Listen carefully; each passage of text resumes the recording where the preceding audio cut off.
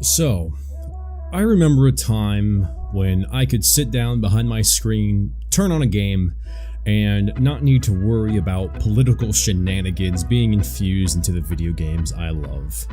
Another thing that I didn't need to worry about was when trying to find a good solid review of a game, finding people shoving their personal opinions of real life into the fantasy of a game. What I'm talking about is Vice's review of Resident Evil 2 Remake. This review is almost nothing but virtue signaling and infusing embellished real-life issues into a game that has nothing to do with anything the reviewer is talking about. I'll provide the resource down below of the snippets I found. Let's dig in. During the review, the author departs from the otherwise okay review by saying, quote, "At first, I oddly felt a little weird taking things," end quote. Okay, but why? Why would you be uncomfortable taking things? This is a video game, not real life, and things you are taking don't belong to anybody other than who the game developers intended them to go to, which is you. There is literally a video game about burglaring houses, yet Resident Evil 2 is what she decides is a weird setting to be taking things? She even said earlier in the review that, quote, "I have to raid this place to survive," end quote. So you see the essential aspect of taking things to survive, such as weapons and ammo and medical supplies, and that this game is based on raiding and scavenging for resources. And yet, she still feels weird taking things, thus implying that they don't really belong to you or that other people could use them, whenever you are literally the only person in the game right now, besides Marvin, who's slowly dying. After this strange statement, things get okay again for a little while, and she goes on to describe how Leon and Claire ended up at the police station and also describe the decor of the station, cots, bloody sheets, etc. However, in the very next paragraph, she lets loose on this personal narrative that isn't relevant to the game at all. Disclaimer, I'm fine for everybody having their own opinions, but can we at least agree that in a game review, we should at least stay focused on the game itself? She says, "That notion is wild. The police station as fortress/safe haven is laughably naive, particularly for people of color," end quote. Okay, first off, during a zombie apocalypse, of course the police station would be a realistic place for a secure safe haven. Secondly, how on earth are the zombies infected by the TNG virus less dangerous than the police you say are making the area unsafe for black folk?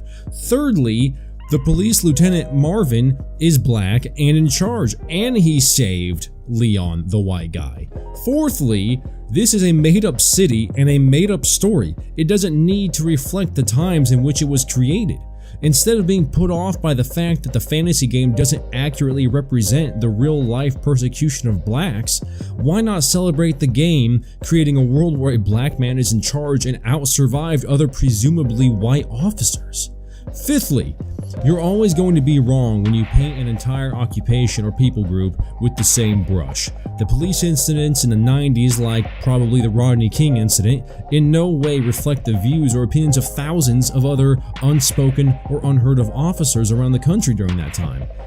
But again, this is a story, not real life. Sixth, this game was made in Japan. So to expect the Japanese people and the Japanese culture during that time to fully and accurately replicate and understand the racial disparities and injustices that happened in our country during the 90s is probably unfair to expect and also unlikely to be accurately represented. But again, this is a game, a fake city, fake people, fake story. Let's just leave it at that. So she goes on to say that not only are police in America unsafe to black people, she says, quote, "When has policing in America ever actually been about keeping neighborhoods safe as opposed to keeping a racist status quo up and running," end quote. What on earth even is this? I don't understand. Honestly, I don't. I've tried. How a person during a Resident Evil 2 review can reach into the entire history of American police ethics and say that never has there ever been a time when any police officer ever wants to keep neighborhoods safe and that they are racist disregarding the fact that there are black, Asian, Hispanic officers as well? I just don't get it, guys. So later on, she says that she is an EMS, which, awesome. Thank you for your service. I'm sure you've seen some horrific things and you've done some very heroic deeds, and I applaud you for that. However, she then says that due to her occupation, she, quote, of course went in thinking like an EMT, end quote. Why? Why on earth would you do that? I'm a police officer. Before that, I was a Marine Corps military police officer. Yet I don't go into video games thinking like a cop. I don't go into video games thinking like a Marine. I go in thinking like the character I'm supposed to be portraying. This is not an RPG where you get to create your own character, customize him or her, and act a certain way. No, this is a prescribed story being told from the perspective of specific characters in which you get the opportunity to play. You don't get to just emulate yourself in this game because it's not about you. She says that she was looking for survivors to help, like that nice dude, Marvin.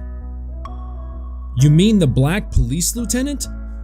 Finally, you mention him in this article largely about racial injustice in the Resident Evil universe, and you just describe him as a nice dude, thus minimizing who he is and what he's accomplished?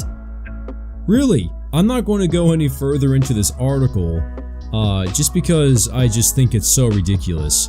But the link, once again, is going to be below. This is my first opinion-based video on something like this. I just couldn't read it and not give my opinion on it. So give me your thoughts down below. If you hated it, so be it. If you liked it, awesome. I just thought it was so strange to read an article like this about a game that I'm currently playing and that I never thought would be related to at all, about police corruption or racial injustices. It's just weird to me. But as always, guys, if you enjoyed the video, consider hitting that subscribe button, hitting that bell button so you never miss a video, and I'll see you in the next one. Path out.